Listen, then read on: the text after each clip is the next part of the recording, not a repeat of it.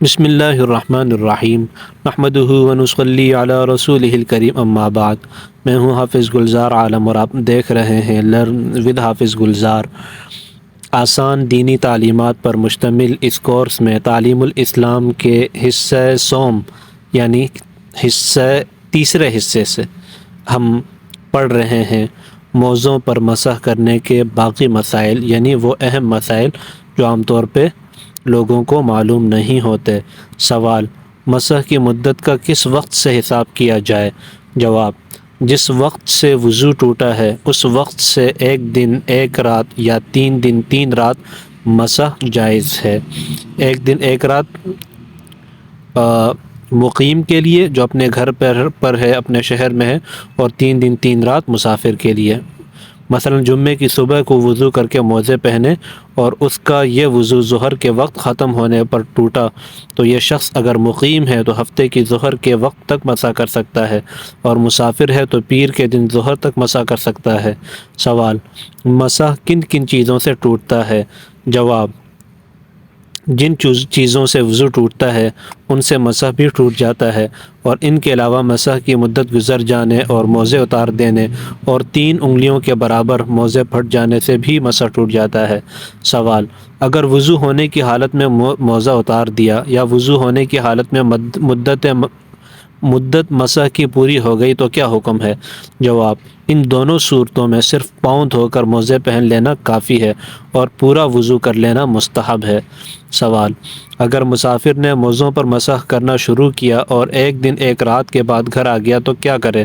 جواب: موزے اتار دے اور نئے سرے سے مسح کرنا شروع کرے۔ سوال: اگر مقیم نے مسح شروع کیا اور پھر سفر میں چلا گیا تو کیا کرے؟ جواب: اگر 1 دن 1 رات پوری ہونے سے پہلے سفر کیا تو 3 دن 3 رات تک موزے پہنے رہے اور مسح کرتا رہے، اور 1 دن 1 رات پوری ہونے کے بعد سفر کیا تو موزے اتار کر نئے سرے سے مسح شروع کرے۔ سوال: اگر موزہ کئی جگہ سے تھوڑا تھوڑا پھٹا ہو تو کیا حکم ہے؟ جواب: ایک موزہ کئی جگہ سے تھوڑا تھوڑا پھٹا ہوا ہو تو اسے جمع کر کے دیکھو، اگر مجموعہ 3 انگلیوں کے برابر ہو جائے تو مسح ناجائز ہے، اور کم رہے تو جائز ہے، اور دونوں موزے پھٹے ہوئے ہوں اور دونوں کی مجموعی پھٹن 3 انگلیوں کے برابر ہو لیکن ہر ایک کی پھٹن 3 انگلیوں کے مقدار سے کم ہو تو مسح جائز ہے۔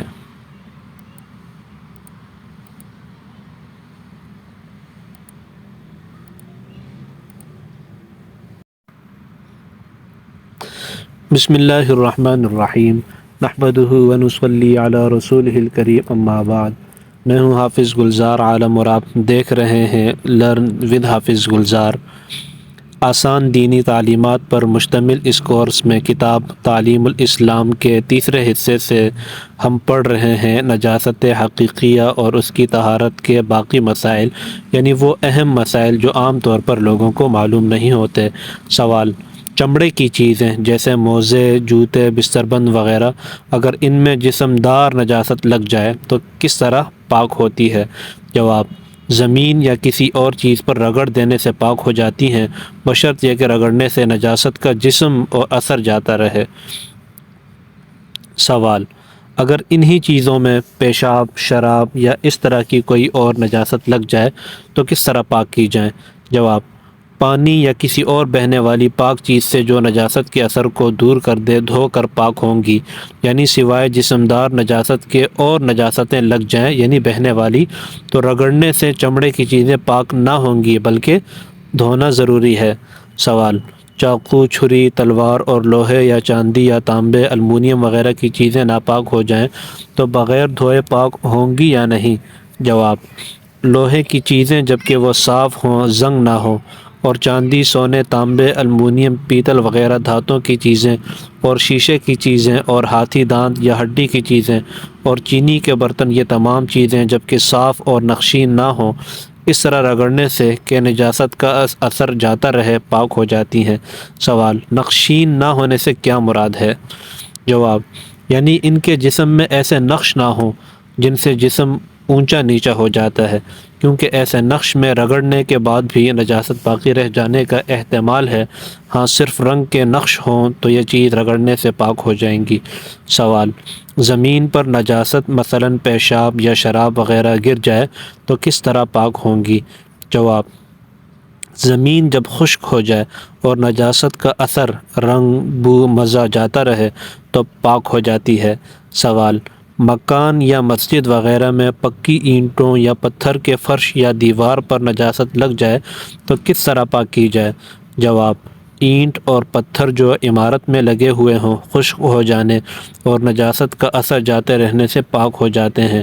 سوال، جو چیزیں کہ دھونے میں نچوڑی نہیں جا سکتی، مثلاً تانبے کے برتن یا بچھانے کے موٹے موٹے گدے، تو ان کو پاک کرنے کے لیے کس طرح دھویا جائے؟ جواب، ایسی چیزیں جن کو نچوڑنا غیر ممکن یا مشکل ہے، ان کے دھونے کا طریقہ یہ ہے کہ ان کو ایک مرتبہ دھو کر چھوڑ دو، جب پانی ٹپکنا بند ہو جائے تو دوسری بار دھو کر چھوڑ دو، جب پانی ٹپکنا بند ہو جائے تو تیسری بار دھو ڈالو، پاک ہو جائیں گی۔ مگر دھونے میں جس قدر ملنا ممکن ہو اس قدر ملنا ضروری ہے تاکہ نجاست نکلنے میں اپنی طاقت بھر کوشش ہو جائے۔ سوال، مٹی کے برتن ناپاک ہو جائیں تو پاک ہو سکتے ہیں یا نہیں؟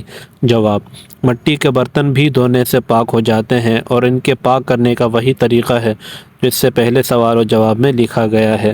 سوال، نجس چیز مثلاً گوبر جل کر راکھ ہو جائے تو وہ راکھ پاک ہے یا نہیں؟ جواب، ناپاک چیز جب جل کر راکھ ہو جائے تو وہ راکھ پاک ہے۔ سوال، گھی میں چوہا گر کر مر گیا تو اس کا کیا حکم ہے؟ جواب، گھی اگر جمع ہوا ہو تو چوہا اور اس کے آس پاس کا گھی نکال ڈالو، باقی گھی پاک ہے، اور اگر پگھلا ہوا ہو تو تمام گھی ناپاک ہے۔ سوال، ناپاک گھی یا تیل کس طرح پاک کیا جائے؟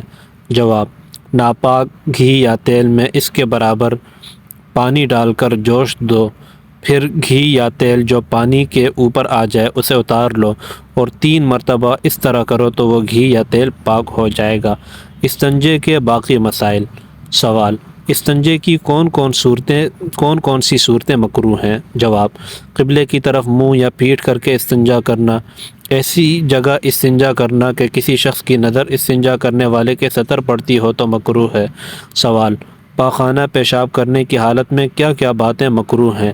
جواب، قبلے کی طرف منہ یا پیٹھ کر کے پاخانہ پیشاب کرنا، کھڑے ہو کر پیشاب کرنا، تالاب یا نہر یا کنویں کے اندر یا ان کے کنارے پر پاخانہ پیشاب کرنا، مسجد کی دیوار کے پاس یا قبرستان میں پاخانہ پیشاب کرنا، چوہے کے بل یا کسی سوراخ میں پیشاب کرنا، پیشاب پاخانہ کرتے وقت باتیں کرنا، نیچی طرف بیٹھ کر اونچی جگہ پیشاب کرنا، آدمیوں کے بیٹھنے یا راستے چلنے کی جگہ پاخانہ پیشاب کرنا، وضو یا غسل کی جگہ میں پاخانہ پیشاب کرنا، یہ تمام باتیں مکروہ ہیں۔